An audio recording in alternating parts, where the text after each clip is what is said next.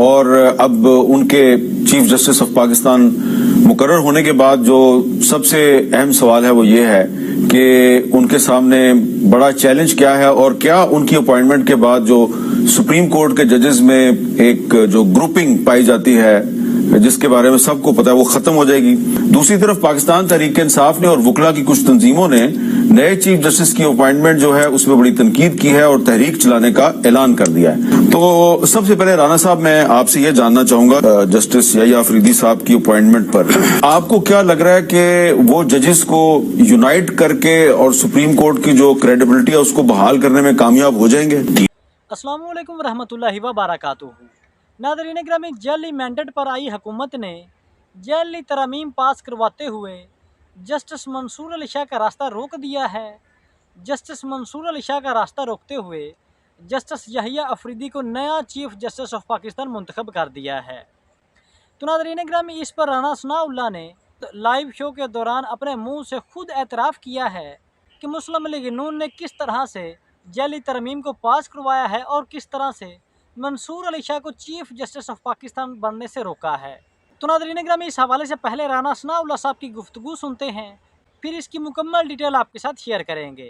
Justice Yahya Afridi chief justice of Pakistan مقرر ہو چکے ہیں، اور اب ان کے چیف جسٹس آف پاکستان مقرر ہونے کے بعد جو سب سے اہم سوال ہے وہ یہ ہے کہ ان کے سامنے بڑا چیلنج کیا ہے، اور کیا ان کی اپوائنٹمنٹ کے بعد جو سپریم کورٹ کے ججز میں ایک جو گروپنگ پائی جاتی ہے جس کے بارے میں سب کو پتا ہے وہ ختم ہو جائے گی۔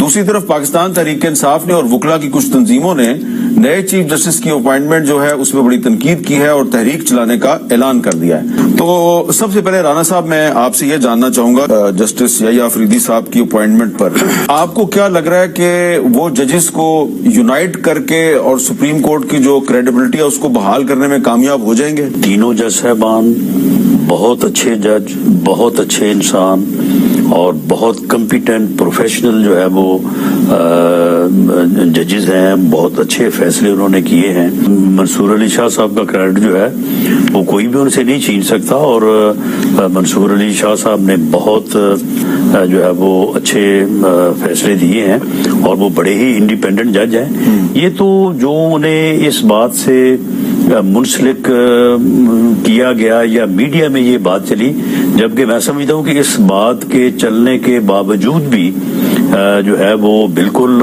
نہ ان میں کوئی ایسی بات تھی۔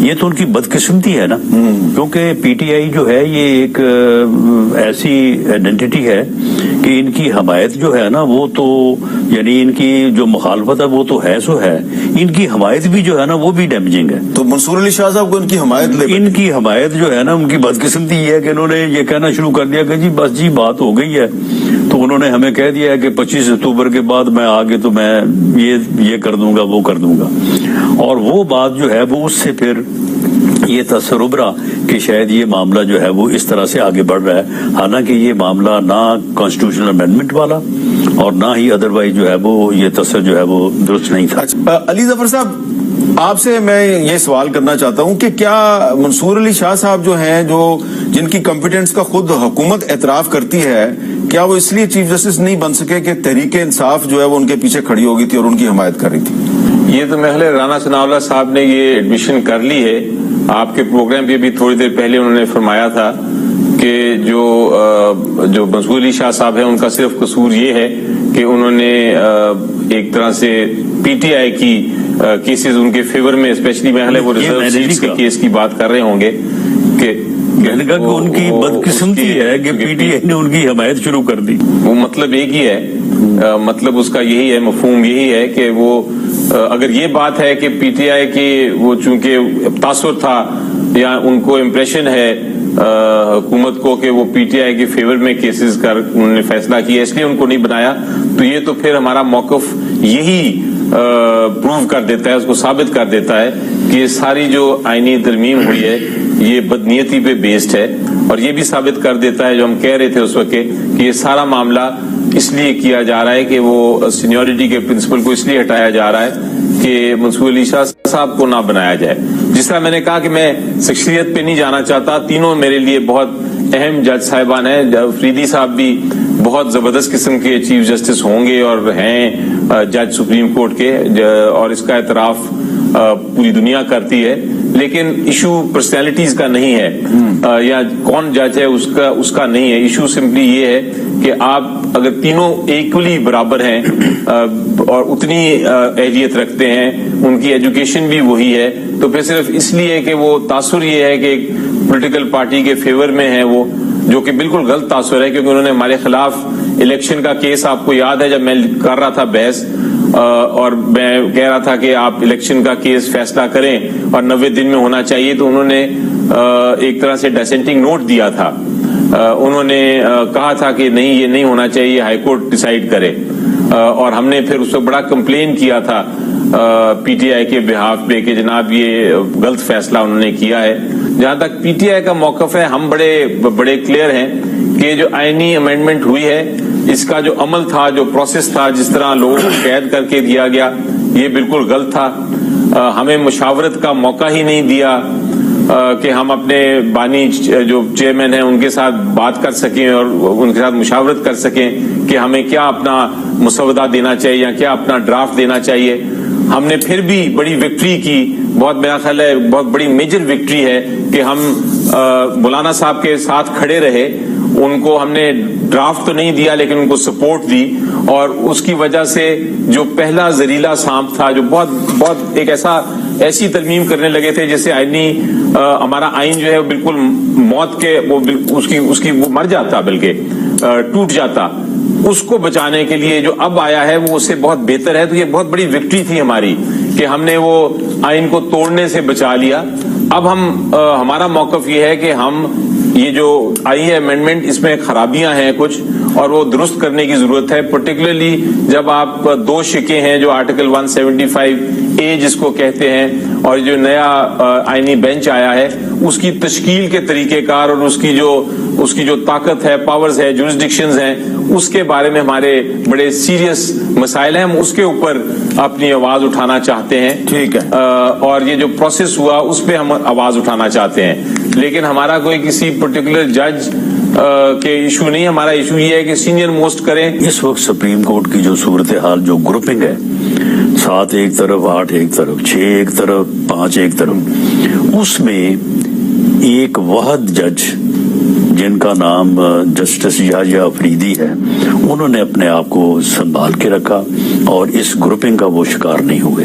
اچھا. تو میں سمجھتا ہوں کہ یہ ان کے انتخاب میں سب سے ایک بنیادی اور ترجیحی وجہ ہے کہ یہ گروپنگ میں کیونکہ شامل نہیں ہے، تو میں سمجھتا ہوں کہ وہ بہتر طور پہ جو ہے وہ سپریم کورٹ کو سرو کر سکیں گے. جی علی ظفر صاحب، آپ کا کیا خیال ہے کہ یحییٰ فریدی صاحب جو ہیں وہ گروپنگ کا شکار نہیں ہوئے، اس لیے ان کو چیف جسٹس آف پاکستان بنا دیا گیا؟ آپ اس سے اتفاق کرتے ہیں؟ جب یہ فیصلہ ہونا تھا کہ ان تینوں میں سے کس کو سلیکٹ کرنا ہے، تو بہتر یہی ہوتا کہ وہ سینئر موسٹ کو کرتے. شخصیات کو آپ چھوڑ دیں. جس طرح میں نے کہا کہ میری نظر میں تینوں بہت بہترین ہیں، لیکن ایک پرنسپل یا اصول کے تحت اگر یہ کرتے، جو اصول آلریڈی بہت عرصے سے طے ہو چکا ہے کہ سینئر موسٹ کو ہونا چاہیے، لیکن جو اگر آپ سینئر موسٹ کو صرف اس بنا پہ آپ ہٹا دیں گے، جو رانا ثناء اللہ صاحب نے کہا کہ وہ کوئی گروپس ہیں سپریم کورٹ میں، تو میرا خیال ہے پھر یہ انٹرفیئرنس ہوگی جوڈیشری میں. یہ پھر ان کی میرا خیال ہے جو آئین ہمیں کہتا ہے کہ مختلف 3 ستون ہیں اور ان کو آزاد ہونا چاہیے، یہ پھر ایک طرح ایگزیکٹو یا پارلیمنٹ انٹرفیئر کرے گا، مداخلت کرے گا جوڈیشری کی فنکشنز میں، اور یہ پھر اعتراض کی بات ہے. میں نے ویسے دیکھا مولانا فضل الرحمان صاحب کو جو ملک بھر سے لوگ آ کے مبارکباد دیتے ہیں نا، تو وہ ان کو زیادہ تر یہی کہتے ہیں جی آپ کا کارنامہ یہ ہے کہ آپ نے قاضی فائز عیسیٰ جو ہے اس کو آئینی عدالت کا چیف جسٹس نہیں بننے دیا. تو وہ باقی تو علماء حضرات کو قانونی پیچیدگیوں کا نہیں پتا، تو وہ اس لیے مولانا صاحب سے خوش ہیں کہ آپ نے قاضی فائز عیسیٰ صاحب کو گھر جانے پہ مجبور کر دیا. تو اب جب کہ وہ جا رہے ہیں، آپ کا کیا خیال ہے تاریخ میں ان کو कैसे याद किया जाएगा, क्योंकि अब बहुत से लोग जो है उनका कंपैरिजन जस्टिस मुनीर से करना शुरू हो गए, आप उनको कैसे डिस्क्राइब करेंगे? देखिए, काजी फैज ईसा साहब जो हैं वो बहुत इंडिपेंडेंट और बड़े जुर्रत से और बड़े दिलेराना फैसले करते रहे हैं। मैंने जो असेस किया है काजी फैज ईसा साहब को, वो बिल्कुल इसके बरक्स है। मेरी नजर में हम सब एक्सपेक्ट कर रहे थे जब वो चीफ जस्टिस बनने लगे थे कि वो शायद आइन की बहाली के लिए, जो बुनियादी हकूक हैं लोगों के, उसके लिए वो डट के खड़े रहेंगे। लेकिन मेरा ख्याल है कि जब उनका वो सिंबल केस का फैसला आया, उसके बाद से उनकी डाउनफॉल शुरू हुई और उनका नजर आ गया कि वो वाकई ही पीटीआई के खिलाफ हैं। और मुझे लगता ये है कि शायद वो जो रेफरेंस फाइल की गई थी उनके खिलाफ पीटीआई की जब हुकूमत थी, और फिर उसके बाद रेफरेंस के बाद दोबारा उसकी अपील भी की थी और पीटीआई की हुकूमत में हमने कंटेस्ट किया था उसको बड़ा जोरों शोर से। मुझे लगता है कि वो शायद उनके बैक ऑफ द माइंड में होगा। और हमने ये देखा है कि जब आपका एक डायरेक्ट कॉन्फ्लिक्ट हो किसी शख्सियत के साथ, जिस तरह इमरान खान साहब के साथ उनका कॉन्फ्लिक्ट नजर आता था, तो फिर आपको केस नहीं सुनना चाहिए, कोई केस नहीं सुनना चाहिए। ये एक इंटेलेक्चुअल ऑब्लिगेशन है, एक जिम्मेदारी है एक जज की कि अगर वो वाकई किसी के साथ फ्रीक है तो फिर उसका केस ना सुने। और उनको कई बार दरखास्त दी गई कि आप ये केसेस ना सुने पीटीआई रिलेटेड, लेकिन उन्होंने जबरदस्ती वो केसेस सुने और उसमें फिर ऐसे ऐसे फैसले दिए जो मेरी नजर में बदतरीन हमारे फैसले हैं। हमारे पूरी आईनी तारीख के जो हमारी अदालत के फैसले हैं आइन के ऊपर, उनमें से सबसे बदतरीन फैसला ये सिंबल केस का फैसला था। और उसके अंदर किसी किस्म की गुंजाइश नहीं थी कि वो फैसला जिस तरह उन्होंने दिया और सिंबल छीन लिया वो दे सकें, क्योंकि पूरा आइन हमारा कहता है कि आप एक पॉलिटिकल पार्टी से उसका सिंबल नहीं ले सकते। लेकिन अब भी देखा आपने देखा कि जिस तरह ये रिव्यू डिसमिस हुआ उस दिन, मैं देख रहा था काजी साहब को, उनको कहा मैंने कि आपको पता है कि आईनी तरमीम आ गई है, आपका ये रिव्यू जो है ये शायद जाएगा आईनी बेंच पे। तो उन्होंने जवाब क्या दिया?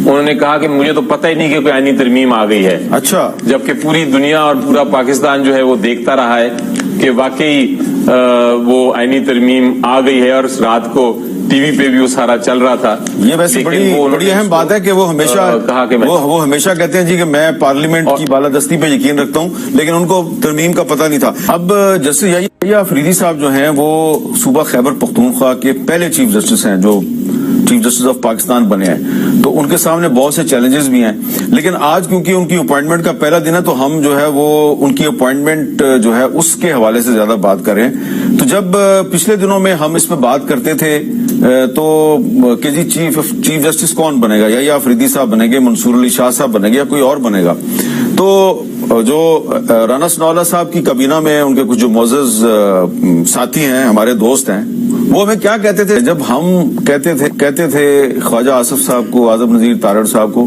कि याहिया अफरीदी साहब ने बनना है चीफ जस्टिस, वो डिनाई कर देते थे। अब वो बन गए। नहीं, आप कॉन्स्टिट्यूशनल अमेंडमेंट से पहले ये बात कर रहे थे। नहीं, ख्वाजा आसिफ साहब से तो परसों बात की हमने। तो परसों ठीक है, उन्हें यही कहना चाहिए था। जी तो नाज़रीन गिरामी, जैसा कि आपने सुना है कि राना सनाउल्लाह साहब फरमा रहे हैं कि जस्टिस मंसूर अली शाह आईन और कानून पर फैसला करने वाले जज थे, और इस हवाले से मुस्लिम लीग नून को जस्टिस मंसूर अली शाह से सबसे बड़ा खतरा ये था।